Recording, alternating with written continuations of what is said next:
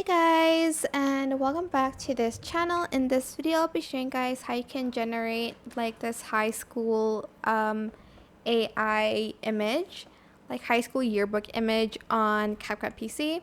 So you're just going to select your photo. You're going to select any photo that you want.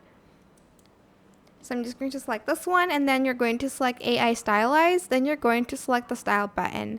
Then go to AI photo, and you're going to select the USID photo one, and you're just going to apply it to your image. And you're just going to wait for it to load. It does take a few minutes to load, and here it is. I hope this tutorial was helpful for you guys. Don't forget to like, comment, share. Also subscribe to this channel if you haven't done that already. If you have any more questions, just leave it in the comment section down below and I will try my best to answer them all for you guys. And if you found this video helpful, please click the thanks button above the description box down below. Thank you so much for watching. Bye!